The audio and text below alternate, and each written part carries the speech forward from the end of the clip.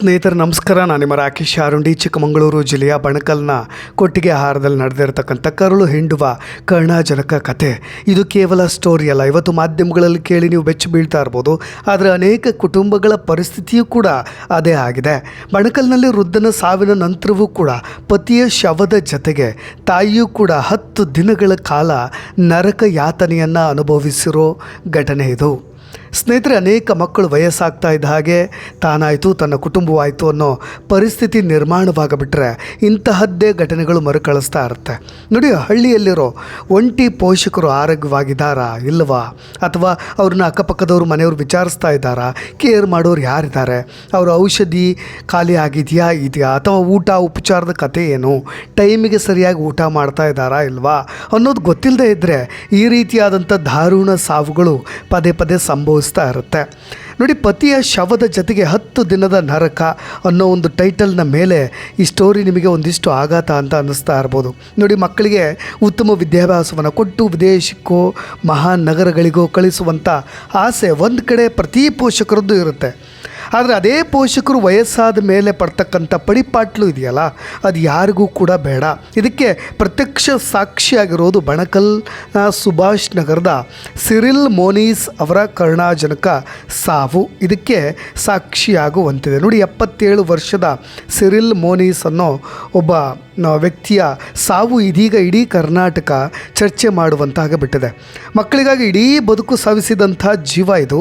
ಆದರೆ ಮನೆಯಲ್ಲಿಯೇ ಉಸಿರನ್ನು ನಿಲ್ಲಿಸಿ ತನ್ನ ಪ್ರಾಣ ಪಕ್ಷಿ ಹಾರಿ ಹೋಗಿ 10 ದಿನದ ಬಳಿಕವೂ ಕೂಡ ಒಂದು ಅವರ ಮಗನಿಗೂ ಕೂಡ ಗೊತ್ತಾಗಿಲ್ಲ, ಜೊತೆಗೆ ಪಕ್ಕದಲ್ಲೇ ಇದ್ದಂತಹ ಸ್ವಂತ ಹೆಂಡತಿಗೂ ಕೂಡ ಗೊತ್ತಾಗಿಲ್ಲ, ಅಕ್ಕಪಕ್ಕದವರು ಕೂಡ ಈತ ಬದುಕಿದ್ದಾನೋ ಸತ್ತಿದ್ದಾನೋ ಅನ್ನೋ ರೀತಿಯಾಗಿ ಬಂದು ವಿಚಾರಿಸಿಯೂ ಕೂಡ ಇಲ್ಲ. ಏನು ನಡೀತಾ ಇದೆ ಇವ್ರ ಮನೆಯಲ್ಲಿ ಅನ್ನೋದು ಕೂಡ ಅಕ್ಕಪಕ್ಕದವ್ರಿಗೆ ಗೊತ್ತಿಲ್ಲ. ನೋಡಿ, ಕೊನೆಗೆ ಏನಾಗಿಬಿಡ್ತು ಅಂದರೆ 10 ದಿನದ ಬಳಿಕ ಕೊಳೆತ ಸ್ಥಿತಿಯಲ್ಲಿ ಬುಧವಾರ ಆ ವ್ಯಕ್ತಿಯ ಮೃತದೇಹ ಪತ್ತೆಯಾಗುತ್ತೆ.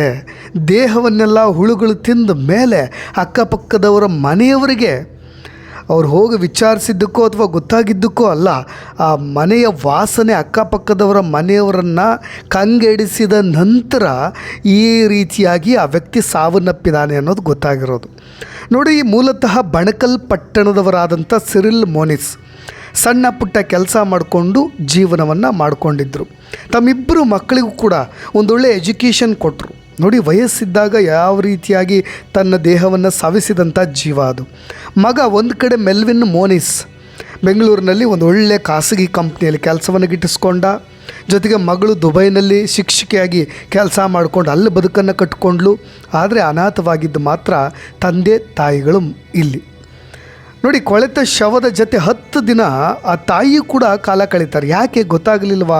ಅದು ಕೂಡ ಸ್ವಲ್ಪ ಇಂಟ್ರೆಸ್ಟಿಂಗ್ ಇದೆ. ನೋಡಿ, 70ನೇ ವಯಸ್ಸಿನವರೆಗೂ ಕೂಡ ದುಡಿತಾ ಇದ್ದಂಥ ಸಿರಿಲ್ ಮೋನಿಸ್ ಸ್ವಲ್ಪ ದಿನಗಳಿಂದ ಆರೋಗ್ಯ ಸಮಸ್ಯೆ ಉಂಟಾಗುತ್ತೆ, ಹಾಸಿಗೆ ಹಿಡಿತಾರೆ. ಅದಾದ ನಂತರ ಅವರ ಪತ್ನಿ ಸಿಸಿಲ್ ಮೋನಿಸ್ ಅನ್ನೋರು ಮಾನಸಿಕವಾಗಿ ಅಸ್ವಸ್ಥರಾಗಿದ್ದ ಕಾರಣ ಮನೆಯಲ್ಲೇ ಅವರಿಗೆ ತುಂಬ ತೀವ್ರ ಮಟ್ಟದ ಗೊತ್ತಾಗೋದೇ ಇಲ್ಲ ಅಂತಲ್ಲ, ಸ್ವಲ್ಪ ಮಾನಸಿಕವಾಗಿ ಅಸ್ವಸ್ಥತೆ ಇತ್ತು ಅವ್ರಿಗೆ. ಆದರೆ ಒಂದು ಯಾವ ರೀತಿಯಾಗಿ ಆಗಿಬಿಟ್ಟಿದೆ ಅಂದರೆ, ಮನೆಯಿಂದ ವಿಪರೀತ ದುರ್ವಾಸನೆ ಬಂದಾಗ ಅಕ್ಕಪಕ್ಕದ ನಿವಾಸಿಗಳು ಪೊಲೀಸ್ನವ್ರಿಗೆ ಮಾಹಿತಿ ಕೊಡ್ತಾರೆ. ಪೊಲೀಸ್ನವ್ರು ಬಂದಾಗ ಅದೇ ಪತ್ನಿ, ನನ್ನ ಗಂಡ ನನಗೆ ಬೇಕು, ಯಾರು ಮುಟ್ಟಬೇಡಿ, ಆ ಮಟ್ಟಿಗಿನ ಹುಳುಗಳು ತಿಂದು ಆ ಮಟ್ಟಿಗಿನ ವಾಸನೆ ಬರ್ತಾಯಿದ್ರು ಕೂಡ ಆ ಶವವನ್ನು ಮುಟ್ಲಿಕ್ಕೂ ಕೂಡ ಬಿಡದಂತೆ ಆ ಪತ್ನಿ ಹಠ ಹಿಡಿದುಕೊಂಡಿದ್ದರಂತೆ. ಮಗ ಬೆಂಗಳೂರಿನಲ್ಲಿ ಕೆಲಸ ಮಾಡ್ತಾ ಇದ್ದಾರೆ, ಮಗಳು ದುಬೈನಲ್ಲಿ ಶಿಕ್ಷಕಿಯಾಗಿದ್ದಾರೆ. ಮಗ ನಿತ್ಯ ಕರೆ ಮಾಡಿದರೆ ಅಟ್ಲೀಸ್ಟ್ ಅಪ್ಪ ಚೆನ್ನಾಗಿದ್ದಾರಾ ಇಲ್ವಾ, ಏನಾಗ್ತಾಯಿದೆ, ಅಕ್ಕಪಕ್ಕದವ್ರದ್ದು ಒಂದು ಕಾಂಟ್ಯಾಕ್ಟ್ ನಂಬರ್ ತೊಗೊಂಡಿದ್ರಾದರೂ ಗೊತ್ತಾಗ್ತಾಯಿತ್ತು. ಅದನ್ನು ಯಾವ ರೀತಿಯಾಗಿ ರೆಗ್ಯುಲರಾಗಿ ಮಾಡಿದಾರೋ ಇಲ್ವೋ ಗೊತ್ತಿಲ್ಲ. 10 ದಿನಗಳ ನಂತರ, ಅಂದರೆ ಅಪ್ಪ ಸತ್ತ 10 ದಿನಗಳ ನಂತರ ಮಗ ಬಂದರೂ ಕೂಡ ತಂದೆಯ ಮುಖ ನೋಡುವಂಥ ಭಾಗ್ಯ ಮಗನಿಗೆ ಸಿಕ್ಕಿಲ್ಲ. ಇನ್ನು ಮಗಳು ಅಪ್ಪ ಸತ್ರು ಕೂಡ ದುಬೈನಿಂದ ಇಲ್ಲಿಗೆ ಬಂದು ನೋಡಿಲ್ಲ. ನೋಡಿ, ವಿಪರ್ಯಾಸ ಅಂದರೆ ಇದೆ. ಮಕ್ಕಳಿಗೋಸ್ಕರ ಅವರು ಎಂತಹ ತ್ಯಾಗವನ್ನು ಮಾಡಿದ್ದಾರೆ, ಆದರೆ ಮಕ್ಕಳು ಎಲ್ಲವನ್ನೂ ತ್ಯಾಗ ಮಾಡಿ ಹೋಗಿ ಸಿಟಿಯಲ್ಲಿ ಸೆಟ್ಲ್ ಆಗಿಬಿಟ್ಟಿದ್ದಾರೆ. ನೋಡಿ, ತಾಯಿಯ ಮಾನಸಿಕ ಅಸ್ವಸ್ಥತೆಯ ಬಗ್ಗೆ ಹೇಳ್ತಾ ಇದ್ದೆ ನಾನು. ಅವರು ಮಾನಸಿಕ ಅಸ್ವಸ್ಥರಾಗಿದ್ದ ಕಾರಣವೇ 10 ದಿನಗಳ ಕಾಲವೂ ಕೂಡ ಅಕ್ಕಪಕ್ಕದವ್ರಿಗೂ ಕೂಡ ಅವರು ಹೇಳಲಿಕ್ಕೆ ಹೋಗಿಲ್ಲ. ಏನಾಗಿದೆ, ಆತ ಸತ್ತಿದಾನೋ ಬದುಕಿದಾನೋ ಅನ್ನೋದು ಕೂಡ ಆಕೆಗೆ ಅರಿವಿಗೆ ಬರದೇ ಹೋಗಿಬಿಟ್ಟಿದೆ. ನೋಡಿ, ಖಂಡಿತ ನಾನು ಹೇಳ್ತಾ ಇದ್ದೆ, ಅದನ್ನ ಪುತ್ರನ ಬಗ್ಗೆ ನಾನು ಹೇಳಲೇಬೇಕು. ಈ ಮೆಲ್ವಿನ್ ಮೋನಿಸ್ 10 ದಿನದ ಹಿಂದೆ ತಾವು ಕೆಲಸ ಮಾಡ್ತಾ ಇದ್ದಂಥ ಕಂಪ್ನಿಗೆ ಒಂದು 4 ದಿನ ರಜಾ ಹಾಕ್ಕೊಂಡು ಮಗ ಬಂದು ತಂದೆಗೆ ಚಿಕಿತ್ಸೆ ಕೊಡಿಸಿ ವಾಪಸ್ ಹೋಗಿದ್ರಂತೆ. ರಜಾ ಮುಗೀತಾ ಇದ್ದ ಹಾಗೆ ಬೆಂಗಳೂರಿಗೆ ವಾಪಸ್ ಆಗಿಬಿಟ್ಟಿದ್ದಾರೆ. ಬಳಿಕ ತಾಯಿಗೆ ಆಗಾಗ ಕರೆ ಮಾಡ್ತಾ ಇದ್ರಂತೆ, ಆರೋಗ್ಯ ವಿಚಾರಿಸ್ತಾ ಇದ್ರಂತೆ. ನೋಡಿ, ತಾಯಿ ಮಾನಸಿಕ ಸ್ಥಿತಿ ಸರಿಯಿಲ್ಲ ಅನ್ನೋದು ಗೊತ್ತಿದ್ರು ತಾಯಿ ಜೊತೆ ಅದು ಏನು ಮಾತಾಡ್ತಾ ಇದ್ನೋ ಏನೋ ಮಗ ಅದು ಕೂಡ ಗೊತ್ತಿಲ್ಲ. ಇನ್ನು ದೂರವಾಣಿ ಕರೆ ಮಾಡಿ ವಿಚಾರಿಸಿದಾಗೆಲ್ಲವೂ ಕೂಡ ಆರೋಗ್ಯವಾಗಿದ್ದಾರೆ ಅಂತ ತಾಯಿ ಹೇಳ್ತಾ ಇದ್ರಂತೆ. ನೋಡಿ, ಇಷ್ಟು ದಿನ 10 ದಿನ ಕಾಲ ನಾನು ಹೇಳ್ತಾ ಇರೋದು ಆ ಸಮಯವನ್ನು, ಆ ಪೀರಿಯಡ್ನಲ್ಲಿ. ಹಾಗಾದರೆ ತಾಯಿ ಕರೆನೇ ಮಾಡಲಿಲ್ವ ಅವನು? ಆ ಟೈಮ್ನಲ್ಲಿ ಏನಾದರೂ ಅಕ್ಕಪಕ್ಕದವ್ರಿಗೆ ಕರೆ ಮಾಡಿದ್ದಾದರೂ ಅಂತಿಮ ದರ್ಶನ ಅಂದರೆ ಮುಖದರ್ಶನವಾದರೂ ಆಗ್ತಾಯಿತ್ತು ತಂದೆದು ಅಂತ ನಾನು ಹೇಳ್ತಾ ಇರೋದು. ನೋಡಿ, ಅಸ್ವಸ್ಥರಾಗಿದ್ದ ಕಾರಣವೇ ತನ್ನ ಪತಿ ಮೃತಪಟ್ಟಿರ್ತಕ್ಕಂಥ ವಿಷಯವೇ ತಾಯಿಗೆ ಗೊತ್ತಾಗದೆ ಹೋಗಿಬಿಟ್ಟಿದೆ. ಫೋನ್ ಮಾಡಿದಾಗೆಲ್ಲ ಆರೋಗ್ಯವಾಗಿದ್ದಾರೆ ಅಂತಲೇ ತಾಯಿ ಒಪ್ಪಿಸ್ತಾ ಇದ್ರಂತೆ, ನಂಬಿಸ್ತಾ ಇದ್ರಂತೆ. ತಾಯಿಯ ಮಾತನ್ನು ನಂಬಿದಂಥ ಮಗ ಸುಮ್ಮನಾಗಿಬಿಟ್ಟಿದ್ದಾನೆ. ಯಾವಾಗ ಕೊಳೆತ ವಾಸನೆ ಆ ಪಕ್ಕದವ್ರ ಮನೆಗೆ ಹೋಯ್ತು ಆವಾಗ ಅವರು ಎಚ್ಚೆತ್ಕೊಂಡು ಸುದ್ದಿಯನ್ನು ಮುಡಿಸೋ ಕೆಲಸ ಮಾಡಿದ್ದಾರೆ. ಒಂದು ನೋಡಿ, ಜನನಿ ಬಿಡ ಸ್ಥಳದಲ್ಲಿದ್ದರೂ ಕೂಡ ಗೊತ್ತಾಗದೇ ಇರತಕ್ಕಂಥ ಸಾವು ಅಂತ ನಾನು ಯಾಕೆ ಹೇಳ್ತಾ ಇದ್ದೀನಿ ಅಂದರೆ, ನನಗೆ ನೈಜ ದರ್ಶನ ಆಗಿರೋದು ಆರುಂಡಿ ಗ್ರಾಮ. ಮೂಲತಃ ನನ್ನ ಗ್ರಾಮ, ನಮ್ಮ ಊರಿನಲ್ಲೂ ಕೂಡ ಇದೇ ರೀತಿಯಾದಂಥ ಘಟನೆ ಆಗಿದ್ದು ಕೂಡ ನನ್ನ ಅರಿವಿಗೆ ಬಂದಿದೆ. ಯಾಕೆ ಸಮಾಜ ಬದಲಾಗ್ತಾ ಇದೆ ಅಂತ ಹೇಳ್ತಾ ಇರೋದು ನಾನು. ಅಕ್ಕಪಕ್ಕದಲ್ಲಿ ಯಾರಿದ್ದಾರೆ, ಒಂದು ಸಹಜವಾಗಿ ಈಗ ಹಳ್ಳಿಗಳಲ್ಲಿ ಹೇಗಾಗ್ಬಿಟ್ಟಿದೆ ಅಂದರೆ, ಪಕ್ಕದ ಮನೆಯವ್ರ ಜೊತೆಗೆ ಒಂದು ಒಳ್ಳೆಯ ಸಂಬಂಧಗಳು ಅನೇಕರಲ್ಲಿರಲ್ಲ. ಒಂದು ಆಸ್ತಿ ಜಗಳವೋ ಅಥವಾ ಮುಂದೆ ಅಕ್ಕಪಕ್ಕ ಸಣ್ಣ ಪುಟ್ಟ ನೀರಿನ ವಿಷಯವಾಗೋ ಅಥವಾ ಬಟ್ಟೆ ಒಣಗಾಕೋ ಸಣ್ಣ ಪುಟ್ಟ ವಿಷಯಗಳಾಗೂ ಕೂಡ ಅಕ್ಕಪಕ್ಕದವ್ರು ಖಂಡಿತವಾಗೂ ಸರಿ ಇರೋದಿಲ್ಲ. ಒಂದವ್ರು ಮನೆ ಒಳಗಿದಾರೋ ಇಲ್ವೋ, ಅವ್ರು ಬದುಕಿದ್ರೇನು ಸತ್ರೇನು ಕೇರೇ ಮಾಡದ ರೀತಿಯಾಗಿ ಈ ಹಳ್ಳಿಗಳಲ್ಲಿನ ಬೀದಿಗಳು ಬದಲಾಗಿಬಿಟ್ಟಿರೋದನ್ನು ನಾನು ಹೇಳ್ತಾ ಇರೋದು. ಹಾಗಾಗಿಯೇ ಜನನಿ ಬಿಡ ಸ್ಥಳ ಇದು.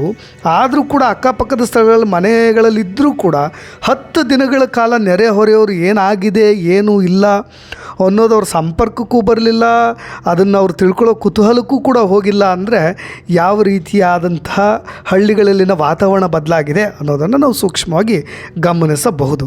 ಸ್ನೇಹಿತರೆ, ಇನ್ನೊಂದು ಸ್ಥಳೀಯರಿಂದ ಅಂತ್ಯ ಸಂಸ್ಕಾರ ನಡೆದಿರೋದು. ಮೃತದೇಹ ಸಂಪೂರ್ಣ ಕೊಳೆತು ವಾಸನೆ ಬರ್ತಾ ಇದ್ದಂಥ ಮಾಹಿತಿಯನ್ನು ತಿಳಿದು ಸಂಬಂಧಿಕರು ನೆರೆಯವರು ಸ್ಥಳದಲ್ಲಿ ಸೇರ್ತಾರೆ. ಆದರೆ ಮೃತದೇಹ ಮುಟ್ಲಿಕ್ಕೆ ಧೈರ್ಯ ಬೇಕಲ್ವಾ?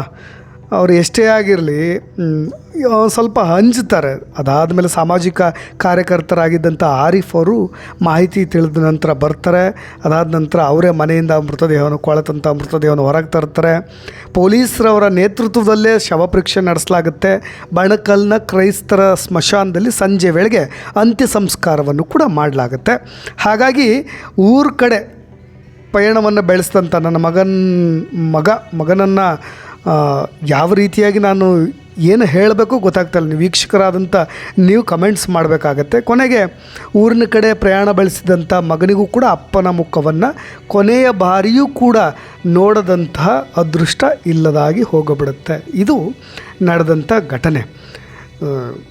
ಸಮಾಜ ಸೇವಕ ಆರಿಫ್ ಅವರಿಗೆ ಒಂದು ದೊಡ್ಡ ಥ್ಯಾಂಕ್ಸನ್ನು ಹೇಳಬೇಕು. ಯಾಕೆಂದರೆ ಮೃತದೇಹವನ್ನು ಮರಣೋತ್ತರ ಪರೀಕ್ಷೆಗೆ ಸಾಗಿಸಿ ಅದಾದ ನಂತರ ಅಂತ್ಯ ಸಂಸ್ಕಾರಕ್ಕೂ ಕೂಡ ನೆರವಾಗಿರೋದು. ಇಲ್ಲದೇ ಇದ್ದರೆ ಅಕ್ಕಪಕ್ಕದ ನೆರೆಯವರು ಬಂಧುಗಳು ಯಾರೂ ಕೂಡ ಯಾವುದಕ್ಕೂ ಕೂಡ ಬರೆದಂತ ಆಗಿಬಿಡ್ತಾಯಿದ್ರು. ಮಗ ಬರೋವರೆಗೂ ಕಾಯಬೇಕಾದಂಥ ಪರಿಸ್ಥಿತಿ ನಿರ್ಮಾಣವಾಗ್ತಾಯಿತ್ತು. ಎಲ್ಲೋ ಒಂದು ಕಡೆ ಭಾಳಷ್ಟು ದೇವರಂತಹ ಮನುಷ್ಯರು ಕೂಡ ಬದುಕಿರ್ತಾರೆ ಅನ್ನೋದಕ್ಕೆ ಒಂದು ಸಾಕ್ಷಿ. ಇನ್ನೊಂದು ಬದಲಾದಂತಹ ಕುಟುಂಬದ ವ್ಯವಸ್ಥೆಗಳು, ಅದಕ್ಕೆ ಈ ಥರದ ಒಂದು ಘಟನೆಯೂ ಕೂಡ ಸಾಕ್ಷಿ ಆಗುತ್ತೆ. ಈ ಕೇಸ್ಗೆ ಸಂಬಂಧಪಟ್ಟ ಹಾಗೆ ನಿಮ್ಮ ಕಮೆಂಟ್ಸ್ ಏನಾದರೂ ಇದ್ದರೆ ಅದನ್ನು ಕೂಡ ತಿಳಿಸ್ಬೋದು ಅಂತ ಹೇಳ್ತಾ ಧನ್ಯವಾದ.